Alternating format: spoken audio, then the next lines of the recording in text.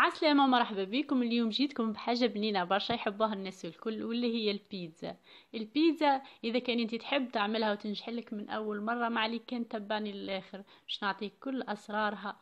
واذا كان عجباتك وجربتيها ما تنساش تعمل سبسكرايب وتعمل لي جيم وتعمل تعليقاتك باش تشجعني ونقدم لكم ما خير. وتوا نتعدوا مع بعضنا طريقة التحضير. لهنا عندي 500 جرام فرينة اللي هي الدقيق، وعندي الملح، وعندي ياغورتة نعمل نصها ياغورت طبيعي من غير سكر، ونص الاخر نكمله بالزيت. ولهنا عندي مغرفة صغيرة سكر، ومغرفة كبيرة خميرة اللي هي خميرة الخبز بالطبيعة، وعندي الماء الدافي. وتوا في كاس باش نصب الخميرة والسكر ونزيدهم شوية ماء دافي ونخليهم يتفاعلوا.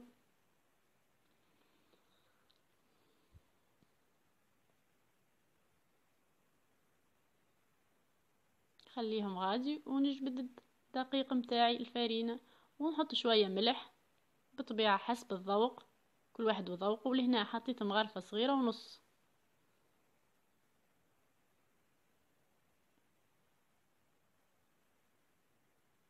وتوا باش نزيدهم الياغورتة والزيت، نحركوهم مع بعضهم ونصبوهم. للتأكيد لهنا الزيت راهم نحطوش وحده مع الفرينة، ونحركوه هكاكا يترم لنا ويولي مبسس، يولي خبز مبسس مش بيتزا. نحطوهم مع بعضهم ونحركوهم. لهنا حطيتهم صيي باش ندخلهم شوية في الفرينة باش يدفى معايا الياغورت على خاطر بارد، ونصب عليه الخميرة باش يقتلها بالطبيعة. حركتهم شوية ونصب الخميرة.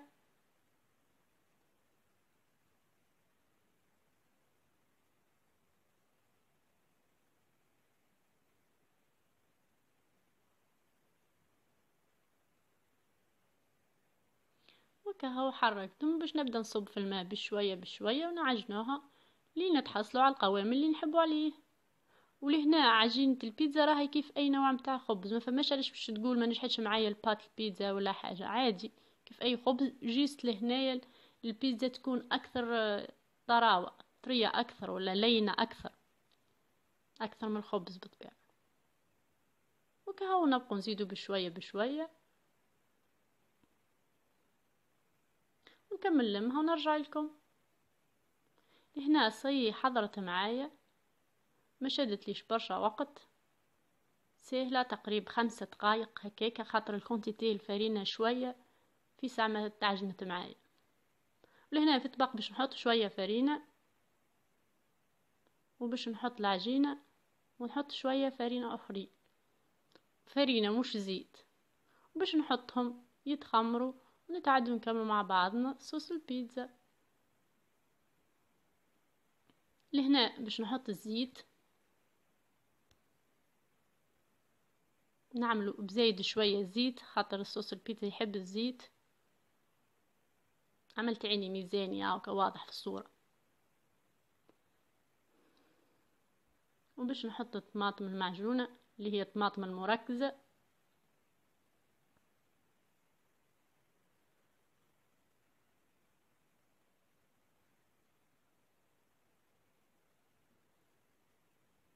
وباش نزيدهم الطماطم الكعب، طماطم كعب مقصوصة مرحية باش نزيدها نحطها معاه. ولهنا كثرت شوية طماطم المركزة على خاطر الطماطم الكعب اللي عندي مش حمرة برشا، متعطينيش اللون اللي حاجتي بيه. هاي كتا نوريها لكم، نحاول نوريها لكم اكثر في الكاميرا. ريتوها مش حمرة جملة. لهنا رحيتها وحطيت معاها نصف بصلة صغيرة وزوز فصوص ثوم. واللي عندها طماطم متاعها حمرة ومزيانة مش لازم تعمل برشا طماطم مركزة.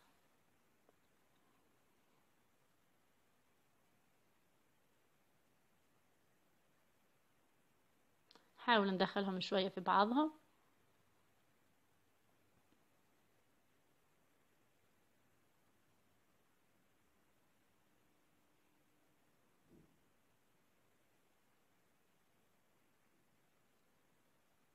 وتوا باش نفوحها، مش باش نفوحها، ما عنديش برشا فاح ديجا، هي باش نعمل شوية ملح واللي يبقى حسب الذوق،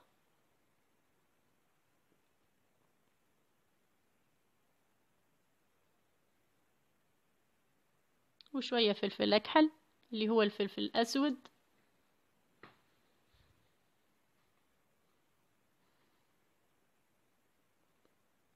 واللفاح الاساسي في صوص البيتزا واللي هو الاوريغون. اوريغون ظهر لي الزعتر، اي الزعتر، باش نعملو كونتيتي باهية شوي. وهكاو ما فماش برشا فاحات ونحركوهم.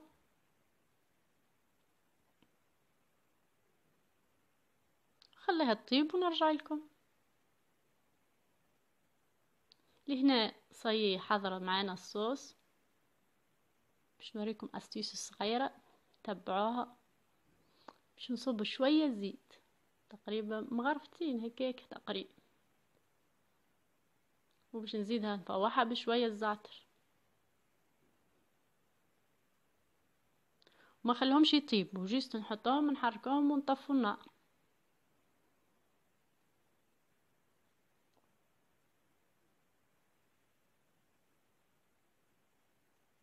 كهو صي حضرت معانا، نخلوها تبرد شوية ونبدو نخدمو البيتزا متاعنا.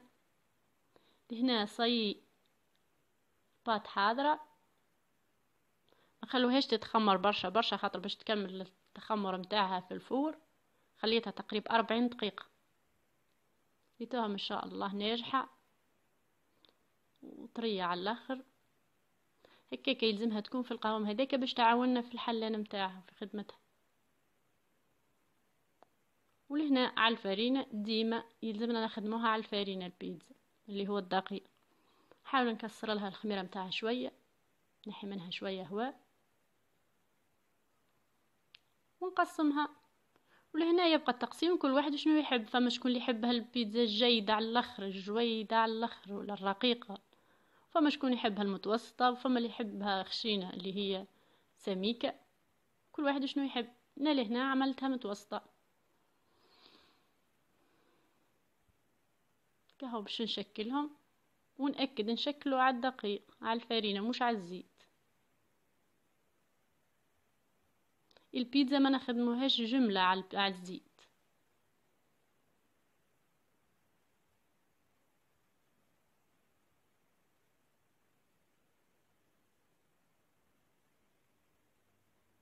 كي تحسها تشد لك ولا حاجة تكمل بالفرينة، تحاول تخدمها على الفرينة. اذا كان شدت لك ولا حاجة ما تستعملش الزيت كما قلت لك. كهو حال شكلتهم ونحط شوية فرينة ونغطيهم ونخليهم يرتاحوا 10 دقائق ونرجعوا.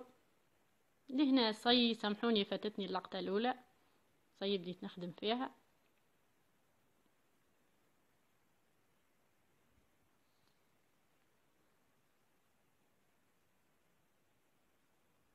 نحاول نحلوها ديما على الفرينة. ولهنا باش نحطها في طبق ريتوه ما فيش زيت جملة،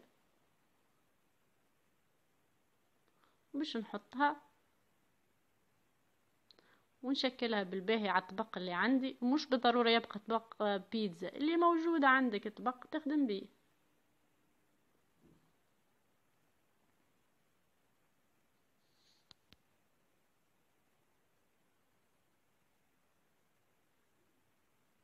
باش نقبها شوية بالفرشيطة.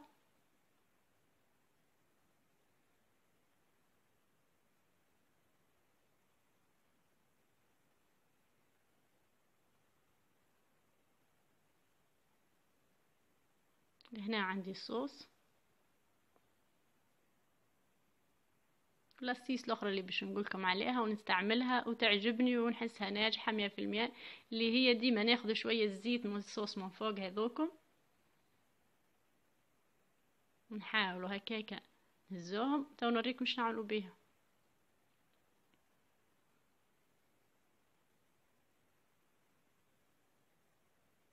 نحاولوا قد ما نجموا نحو منها. وتوا باش نحط الصوص على البيتزا متاعي.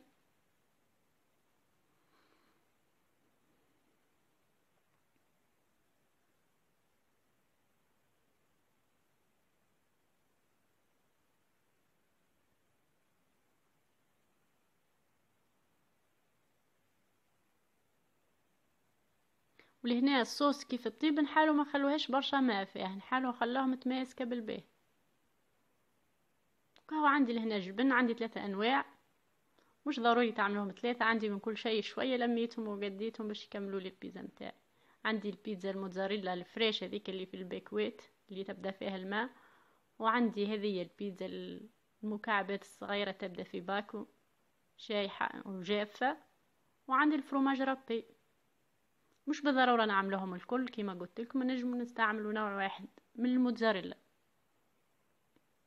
الفروماج رابي وحده ما يعطيناش القوام متاع اللي نحبوا عليه.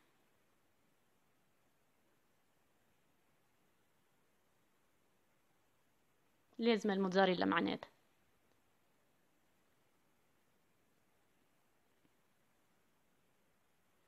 وتوا مش نرجع للزيت اللي قلت لكم عليه، وهذايا هو الاسديس. باش ناخذوا شويه من الزيت ونحاولوا ندوروه شويه على فوق الجبن باش يعطينا الدوريره متاع البيتزا اللي نحبوه تحبوا الناس الكل، واللون المزيان.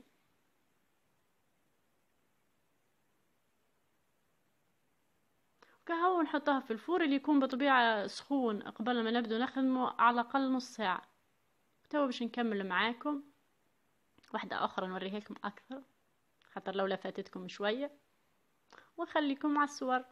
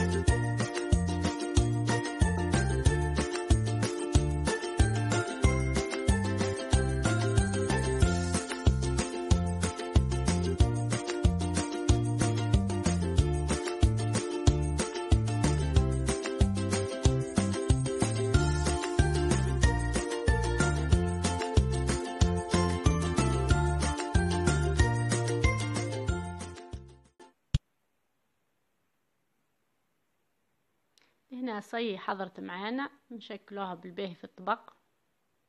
كما قلت لكم اي طبق نجم نخدموا به، المهم ما ندهنوش بالزيت، وهذا السر من اسرار البيتزا. ما نستعملوش الزيت بعد عجنانها، نحلوهاش على الزيت وما نعملوش الزيت في الطبق، سينون تجينا يابسه. وهذاك علاش برشا بنات يقولوا لي راه تجينا يابسه. الزيت هو اللي خلاها يابسه. والفور بطبيعه يكون سخون لاقصى درجه، اذا كان يكون بارد بطبيعه باش تجيك يابسه. وكهو كيما قبلها نعملو الصوص والجبن ونحطها في الفور.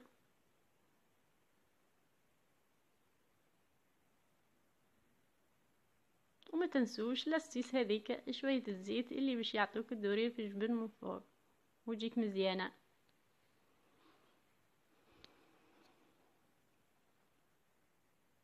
تلاتة سي البيتزا حضرت، وان شاء الله يا ربي نكون اعطيتكم تفاصيل الكل واسرارها الكل، وان شاء الله تعجبكم وتجربوها.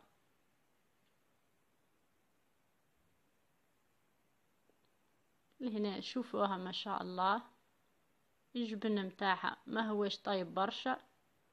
والسر الاخير الاستيس الاخراني اللي باش نقولكم عليه، ما تخلوهاش طيب برشا من فوق في الفور، على خاطر الجبن اذا كان طاب برشا باش يشيح وما عادش يعطينا هاك القوام الطري اللي نحبوه. القوام السايله تبدا، فما برشا يحبوها سايله والجبن سايله، ذاك اذا كان طابت برشا ما عادش نلقوه. واذا كان حسيتيها ما طابتش من اللوطه وجبن صايب باش يطيب برشا، طفي الفور من فوق وخليه كان من اللوطه. وريتوها ما شاء الله جبن سايل. لهنا خاطر ما طابش معانا كما قلت لكم، يبقى طري ويعطينا الليونه اللي نحبوها والقوام اللي نحاجنا بيه. وكهو وان شاء الله يا ربي وصلت الميساج كما يلزم. وما تنسوش الجيم والكومنتير والابوني، وان شاء الله يا ربي في وصفه اخرى. وبسلامه.